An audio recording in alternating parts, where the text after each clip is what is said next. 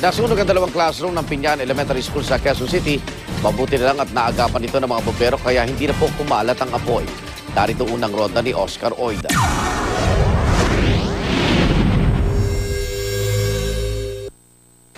Sa dami ng naparesponde yung truck ng bombero, hindi na kumalat pa ang apoy na lumamon sa dalawang silid-aralan ng Pinyahan Elementary School sa Quezon City. Alas 10:45 ng gabi, nang una umanong mamataan ang sunog sa ikatlong palapag ng building walang naturang paaralan. Sinubukan pa raw itong apulahin ng mga taga roon, pero di na nila kinaya. Umakyat na kami, medyo may apoy-apoy na. Umakyat kami, kaya lang hindi na namin kinaya. Kasi may pumuputok na sa loob. Pero nakita namin yung electric pan yung takip tumalsik.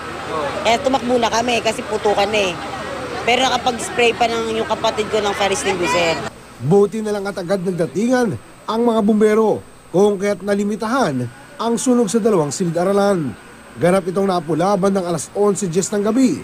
Sa tansya ng mga bumbero, aabot sa 300,000 piso ang kabuuang halaga ng pinsala.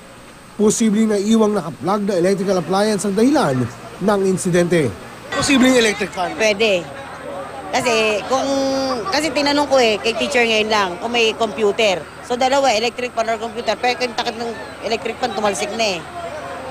So maaaring nag-overheat. Probably may mga hindi na unplug na mga electrical appliances natin doon. Sir, sa tingin nyo yun ang pinagmundo ng galing? Opo.